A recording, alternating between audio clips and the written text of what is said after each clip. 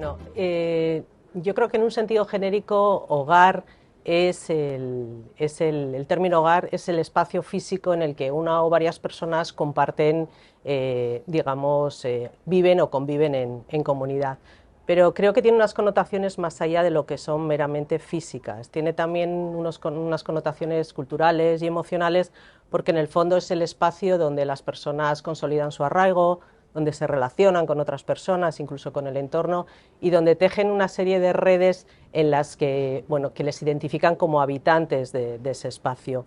Si a esta idea del concepto hogar le sumamos las variables técnicas de la vivienda, yo creo que obtenemos el reto que se nos plantea a futuro para la política de vivienda pública, que es precisamente la transformación de las viviendas, partiendo de esa transición digital, ecológica y energética, en unas viviendas en las que se mejore la salud y el bienestar de las personas que habitan en ellas.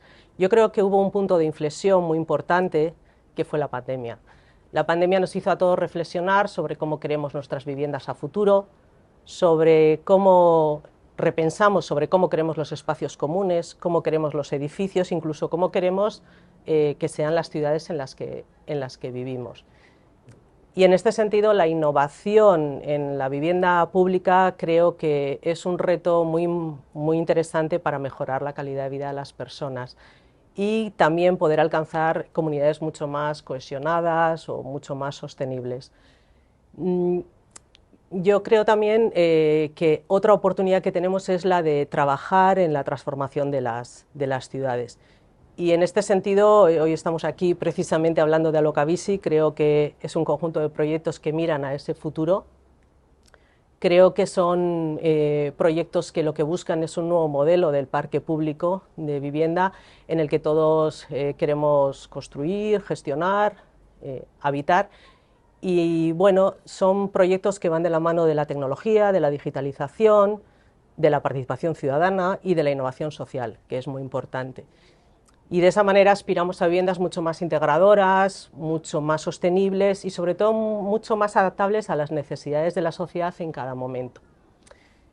Y sí que me parece interesante como elemento diferenciador de Alokabisi frente a otros proyectos el hecho de que se ha impregnado en el ADN de todas las líneas de estudio de los diferentes proyectos que lo componen la idea de la innovación social. Eso nos ha llevado a un eje estratégico del cual ya hemos hablado hoy en la jornada a lo largo de esta mañana, que es la convivencia.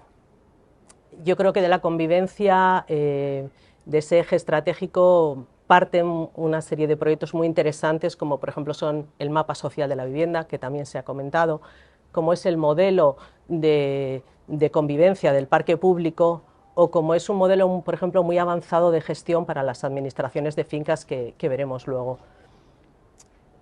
En resumen, a mí me parece que la sociedad nos está demandando a los poderes públicos una readecuación precisamente en la línea en la que está trabajando Alokabisi, que no es ni más ni menos que lo que comentaba antes, la transformación de las viviendas públicas en, bueno, a través de esa transición ecológica, digital, energética, en viviendas en las que se mejore la salud y el bienestar de las personas. A mí me parece interesante, antes de centrar un poco los requisitos de qué personas pueden acceder a esta tipología de vivienda, destacar que en Euskadi, en la Comunidad Autónoma Vasca, hemos reconocido el acceso a una vivienda digna como un derecho, es un derecho reconocido por ley, es un derecho subjetivo que tiene su propia normativa, que es la Ley de Vivienda de julio de 2015.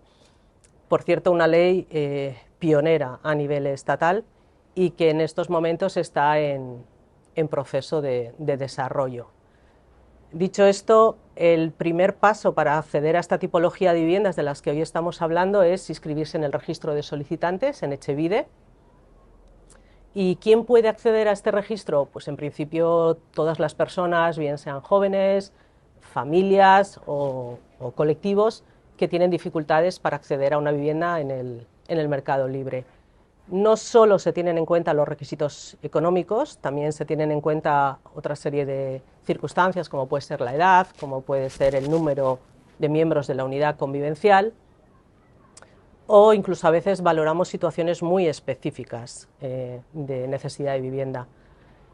Pero de una manera muy genérica y quizás un poquito resumida, el requisito básico es no tener vivienda en propiedad, estar empadronado en la Comunidad Autónoma Vasca, ser mayor de edad o menor emancipado y acreditar unos ingresos ponderados que en el caso de solicitar en régimen de alquiler la horquilla de ingresos va entre 3.000 y 39.000 y que en el caso de que se opte por el régimen en compra sería entre 9.000 y 50.000 euros.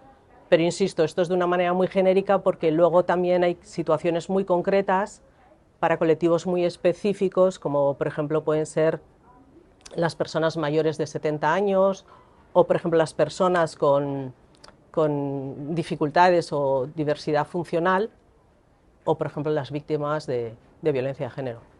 Eh, a ver, la vivienda tiene que ser una vivienda bien orientada, con doble orientación, evidentemente, y con ventilación, bueno, usada la que hemos comentado antes, la ventilación mecánica controlada, para que sea saludable. Tiene que ser con una baja demanda energética, y con la demanda energética que tenga, suplirla con energías renovables. Luego tiene que tener estar equipada y poder hacer de ella una gestión digital avanzada, ya sea a nivel particular cada usuario o a nivel más global, la sociedad pública Alokabide en este caso, u otras sociedades públicas o administradores de fincas, pero hay que poder hacer una gestión digital avanzada de la vivienda.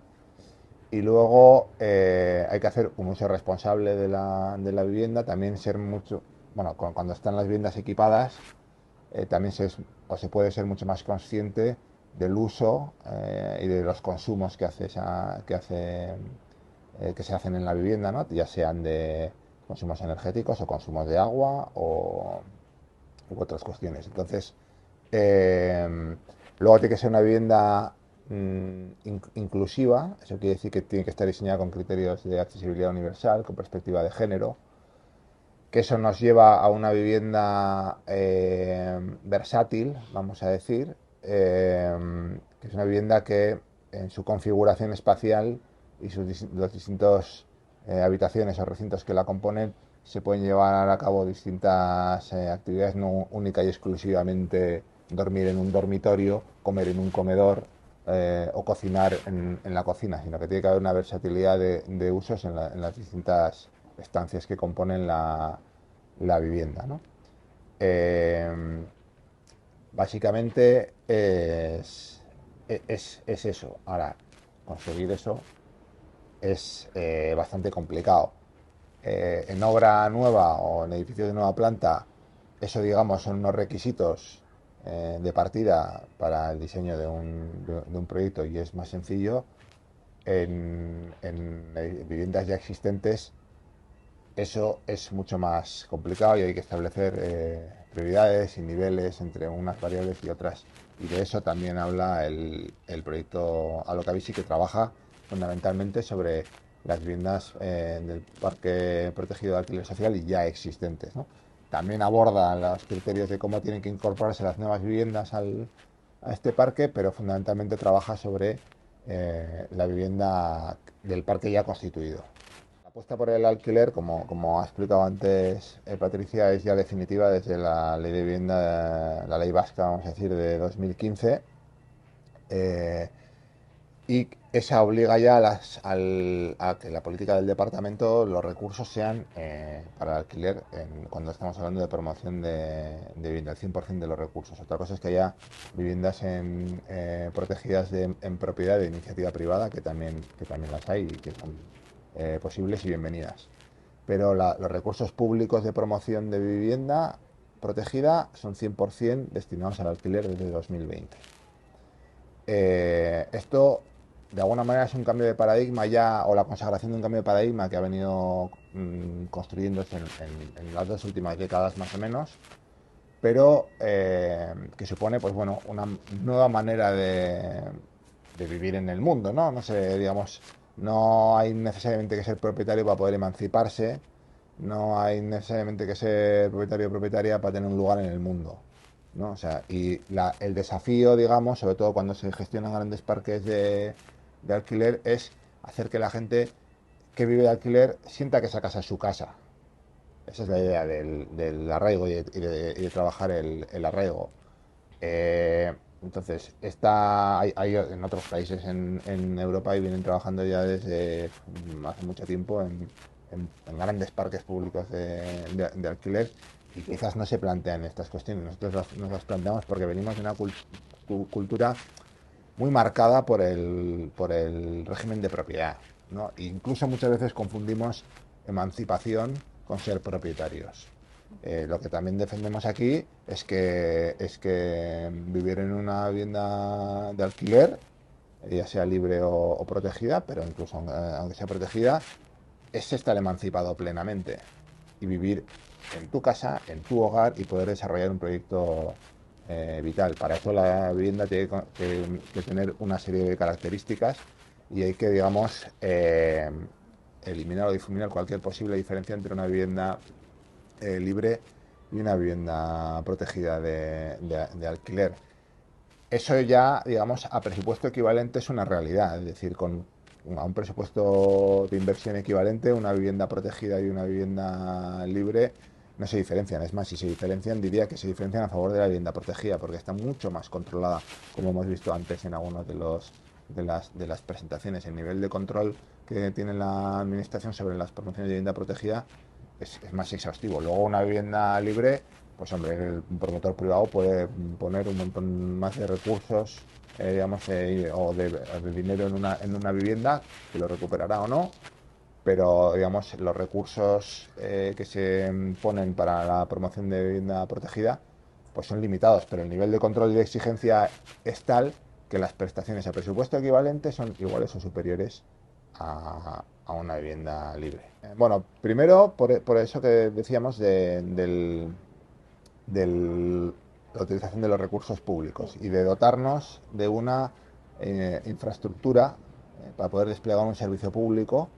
Entonces, bueno, esa vivienda entendida como una infraestructura de país, pues bueno, pues es de todos y digamos, los que viven en ellas no son propietarios. Eso es una apuesta por el alquiler.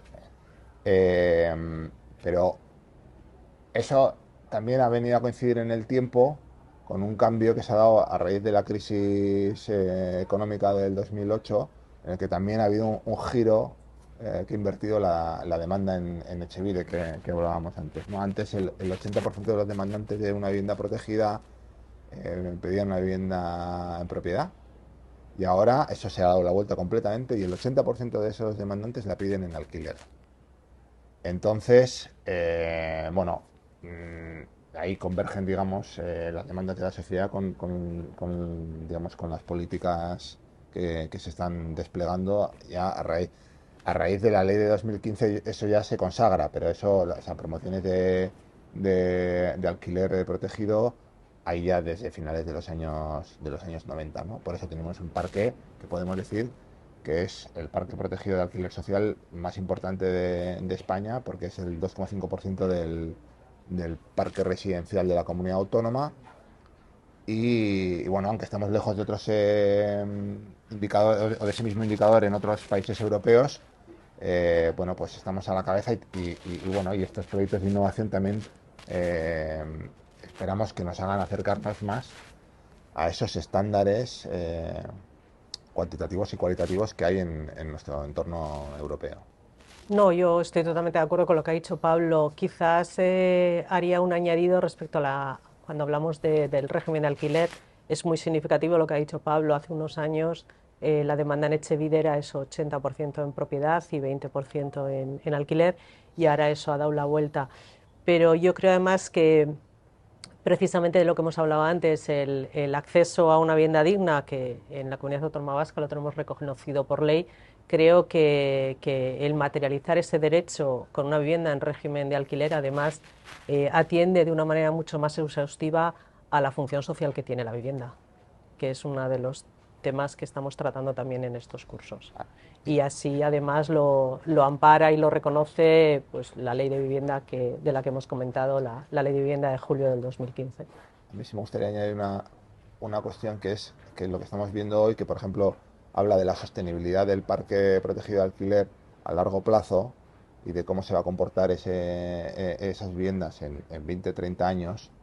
Es muy importante no perder de vista que la política de vivienda se despliega a largo plazo, en dos sentidos. Uno, es importante que haya una política de vivienda siempre sostenida en el tiempo. El Pacto Social por la Vivienda, que firmaron más de 80 entidades en noviembre de 2022, nos obliga a duplicar el parque público de alquiler hasta alcanzar unas 50.000 viviendas, o sea, un 5% del parque residencial en total. Eso es un esfuerzo importante, pero es importante tener luces largas y hablar de política de vivienda a largo plazo, porque los frutos salen a largo plazo. Y si hoy tenemos un parque de 16.000 viviendas que gestiona Alokabide, es porque se viene trabajando desde hace muchos años. Y el otro eje que tiene mucho que ver con Alokabide es las inversiones y el mantenimiento de ese parque protegido en alquiler a largo plazo, para que la política de vivienda pueda ser sostenible en el tiempo. Entonces, hay que tener siempre en cuenta que estamos hablando de ciclos largos en política de vivienda.